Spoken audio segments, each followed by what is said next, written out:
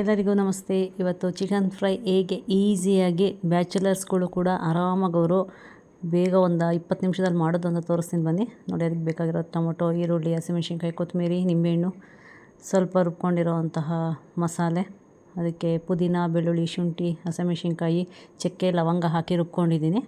ಸ್ವಲ್ಪ chicken powder, sambar powder, ಧನಿಯಾ powder, garam masala, ಅರಿಶಿನ ಇಷ್ಟಿದ್ರೆ ಆರಾಮಾಗೊಂದು ರುಚಿಯಾದಂತಹ ಒಂದು ಚಿಕನ್ ಫ್ರೈ ಸಾಂಬಾರು ಮಾಡ್ಕೊಬೋದು. ರೈಸ್ಗೂ ಆಗುತ್ತೆ. ಗಟ್ಟಿಯಾಗಿ ಮಾಡಿದ್ರೆ ದೋಸೆ, ಇಡ್ಲಿಗೂ ಕೂಡ ತಿನ್ಬೋದು.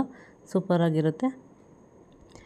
ಎಣ್ಣೆ ಹಾಕ್ಕೊಳ್ಳಿ. ಎಣ್ಣೆಯೊಳಗೆ ಎಲ್ಲ ಕರ್ಬೇವಿನ ಸೊಪ್ಪು, ಸ್ವಲ್ಪ ಏಲಕ್ಕಿ ಹಾಕ್ಕೊಳ್ಳಿ, ಈರುಳ್ಳಿ ಹಾಕ್ಕೊಳ್ಳಿ. ನೆಕ್ಸ್ಟು ಎಲ್ಲ ಹಾಕಿ ಚೆನ್ನಾಗಿ ಫ್ರೈ ಮಾಡಿ.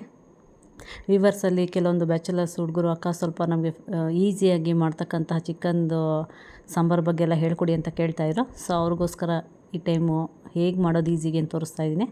ನೆಕ್ಸ್ಟು ಹಸಿಮೆಣ್ಸಿನ್ಕಾಯಿ, ಪುದೀನ ಹಾಕ್ಕೊಂಡು ಫ್ರೈ ಮಾಡ್ಕೊಳ್ಳಿ. ನೆಕ್ಸ್ಟು ಇಟ್ಟಿರೋಕ್ಕಂಥ ಚಿಕನ್ನ ಹಾಕ್ಕೊಳ್ಳಿ. ಸ್ವಲ್ಪ ಅರಿಶಿನ ಹಾಕಿ ತೊಳೆದಿರಿ ಮೊದಲೇ. ಅದು ಸ್ವಲ್ಪ ನೀರು ಬಿಡಲಿ ಎಲ್ಲ. ಅದಾಗಿದ ತಕ್ಷಣ ಸ್ವಲ್ಪ ರುಬ್ಕೊಂಡಿರೋಂತಹ ಮಸಾಲೆನ ಹಾಕ್ಕೊಳ್ಳಿ.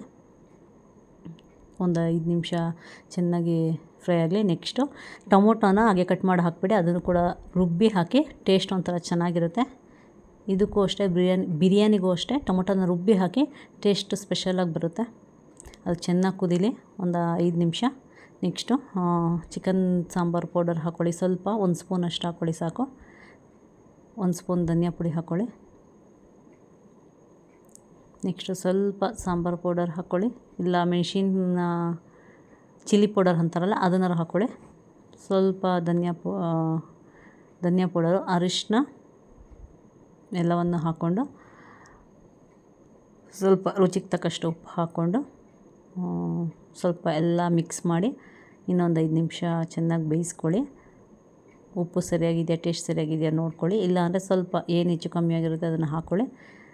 ಅಷ್ಟೇ, ಈಸಿಯಾಗಿ ಮಾಡ್ಬೋದು.